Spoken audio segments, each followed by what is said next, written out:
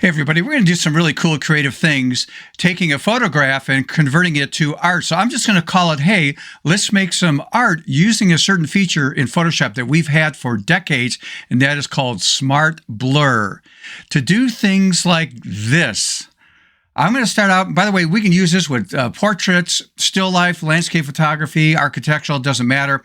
This is what I created using a feature in Photoshop that we've had for years, converted it to that look, did a little splash of color in it. How about a still life? I did that. Now we did that, and then a little bit of texture in there, and then a little bit of color. It just keeps going on and on. We can do all bunch of different things. Are we ready for this? Let's do it.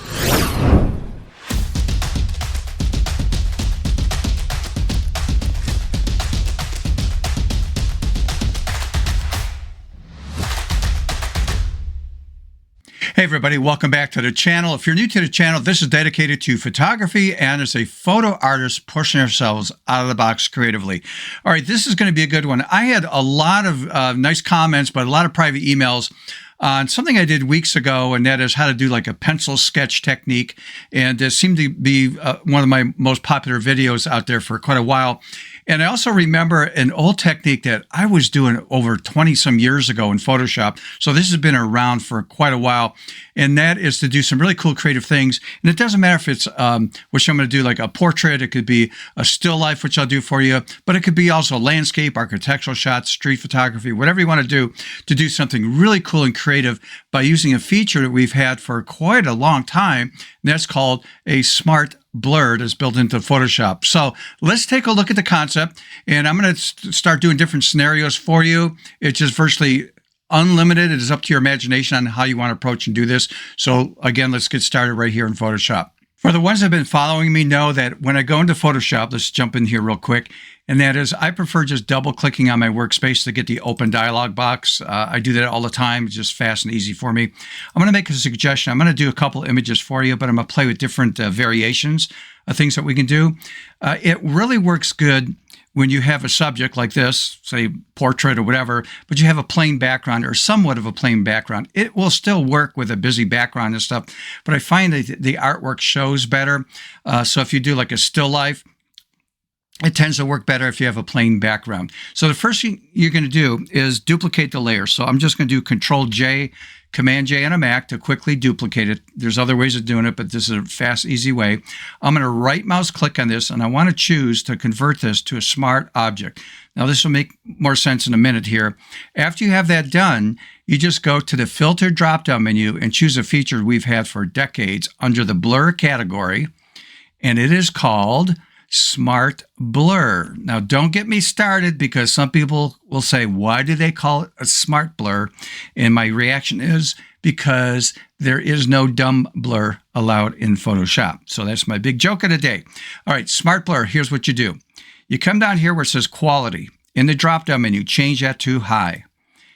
Under the Mode category, change it to Edges Only, and you're going to get this. Now, I can click in the dialog box to navigate, to move around.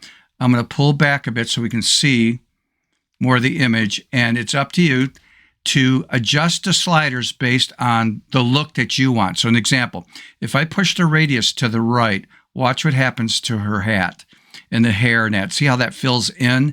And I don't want it to be that solid, so I'm going to pull back a bit.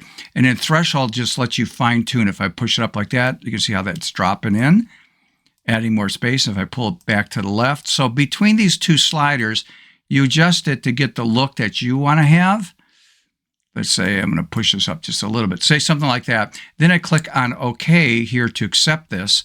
And it takes a few seconds to render out. And it's really based on the size of your image and the resolution. And the cool thing about this is if I go, perfect, that's what I want, which I'm going to keep that. But if I go, I went too far or I didn't go far enough, that's why we made this a smart object, because I can go back over here and double click on Smart Blur and the dialog box will open up and I can readjust the sliders and then again click on OK. So if I need to adjust it, that's why I converted that to a smart object layer. So that my Smart Blur could be quickly modified back and forth. That could be a finished product right there, just something simple and fast. In fact, if I go over here to my text category, And I'm just going to click and drag my signature there, Control T, Command T on a Mac. I'm just going to resize that, make it a bit smaller right there, enter on the keyboard, and there's, finished artwork right there. Now, another quick one real fast is going here to what I just started with on that layer. And if I do Control I or Command I, that's inverting it. Now I'm on like white paper, right? Almost like an ink drawing or sketch or something like that. And then we can get really creative. Now I can't see my signature, so if I double click there to select that, I would just go over here to pull up a different color, and we're good right there. Okay, so that could be a finished product right there. But if I want to do something creative, I might do something like add a texture. Let me, it's like, when does this stop? Because we can just play with blending modes. And I'm just going to grab this one. I'm going to click and drag that into the image there. And I'm going to, let's resize that.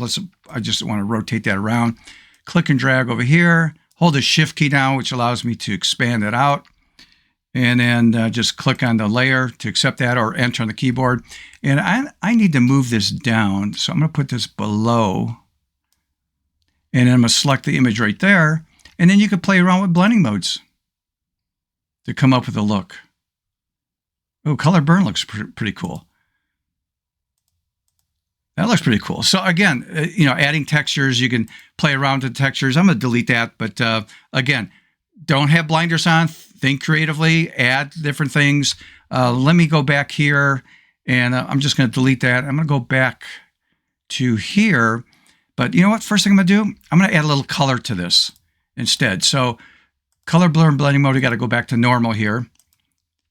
So that shows the white. And to add some color, I'm going to mask. So I'm going to add a mask, but before I apply a brush in some of the color here, because I might go on the outside of her in the background, and I don't want to do that. I'm going to make sure I'm on this background layer, the original image. I'm going to choose my contextual taskbar up here, select subject, and again, window drop-down menu is where you can activate your contextual taskbar. I have mine anchored up there. I've talked about this numerous times. I select that and let it do its job. There's the selection. You can see the marching ants going around there. Now I want to make sure I'm on the mask. That's really important. I'm going to grab my paintbrush, B for brush, and I'm painting in black. I can verify that with my chip colors right there. Black's on top.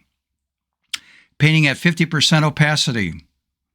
So I would just tap on the number 5 on my keyboard. It makes it 50% if that was 100%. So like right now it's 100%. I'll tap on 5. It's 50%.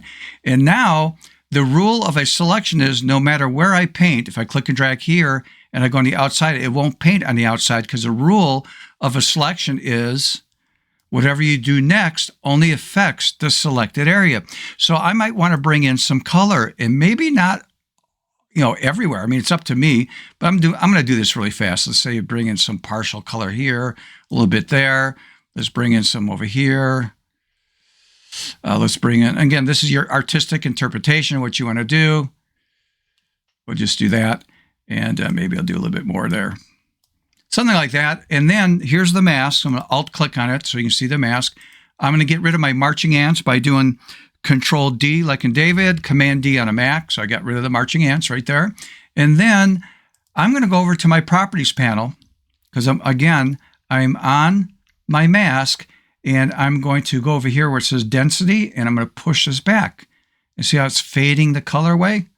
So I can adjust the color, because maybe I just want a little nice wash on that. And there we go.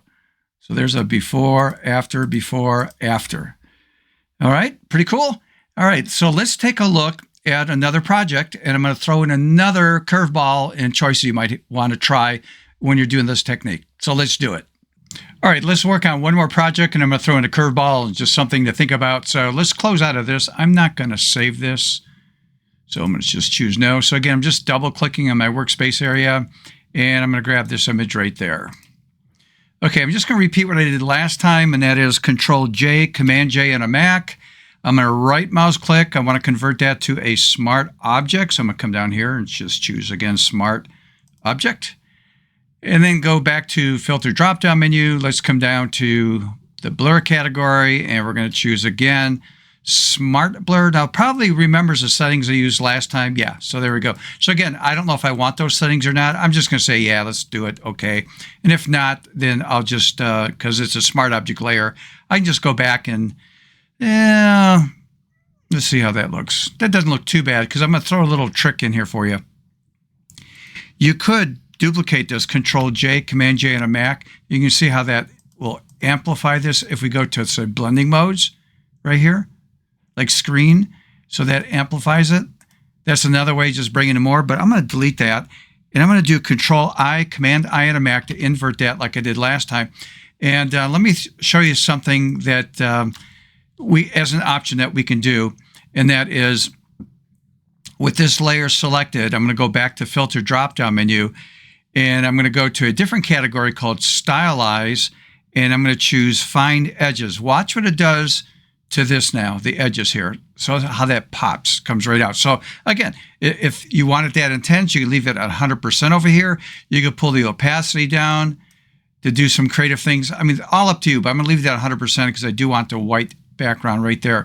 Now, before I get in there to add some maybe color to this, I'm going to duplicate this layer right here. And that is, I'm going to do a right mouse click here. And I'm going to choose to, let's see, where are we at? New Smart Object via Copy. This is really important because if I just do Control J or Command J, whatever I do in one, it does the same in the other. And I want to do something a little bit different here. So I'm going to go back to the main image right there that's selected. And I'm going to select subject. I changed my mind. I want to throw a curveball here. So we did this, right? And I'm going to go to another filter here. We're going to go to Filter, Blur. And we're going to choose, let's see, what do I want to do? Motion Blur. And you could play with the distance here. So I'm going to push that way up so you can see what's happening here. So I want to add it's almost like smudging a bit. And again, it's an artistic, decision you're making here. I'm going to click on OK to accept that. And then based on that, I can always go back here and say, let's go to the mask over here and grab my paintbrush. And I've got it set to 20% opacity. I might, whoops, sorry about that. Undo that. Oh, I'm sorry. I want to go here and add a mask. That's what I want to do. Whoops, did too many. And then on this mask, I'm just bringing back some of the clarity. So I can decide, let me turn that on and off, where the smudges are at and where they're not. So again, it's just an artistic interpretation. If I come back down over here, again, I'm just going to add a mask right there because this is the layer that's above the color right there. And then what I'm going to do here is do what I did last time, and that is I'm going to select this, make a selection here in my contextual taskbar, let it do its thing. Then I will go back to here, to this layer, and grab my paintbrush, B for brush, and let's make this about, 50%. So I tap down to 5 and paint in black, and I'm bringing in some of the color here. So I'm not letting go of the mouse. I'm just adding what I feel I want to add. Let go. Keep building on that. I'm just going in these different places, just build on this, add a little bit more color where I feel I want it. Maybe I want more in the red. Totally up to you.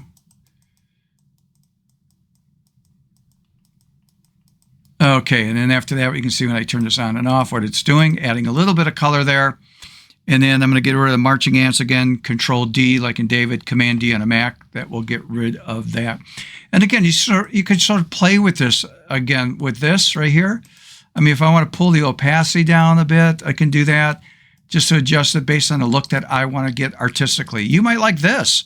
I mean, that looks pretty cool right there. But with that right there, Let me move in a little bit more masking here. Add a little bit more color, so it was doing it on this mask. But again, this is all your interpretation. Let me go back here. Maybe I want to drop in a little bit more there. Oops. Didn't want to do that because I need to be inside it. I got rid of my selection here. But hopefully this makes sense. I'm just sort of like shooting from the hip here, just doing a bunch of stuff, doing this on the bottom, whatever, to get the look that you want. So again, this is what we started with over here, down here, and this is what I ended up with. So hopefully you learned something. Hopefully you got the idea that you can get into blending modes, add textures, do a whole bunch of things to do things creatively. And by the way, if you have been learning anything, if you can do me a favor, and that is like the video, subscribe if you have not subscribed, hit the notification bell. You'll get notified every time I upload a video, which is at least once a week. All right, so with that out of the way, let's grab a couple of your images and let's take our time and let's try these things, techniques, and let's try to do some creative things and see what we come up with.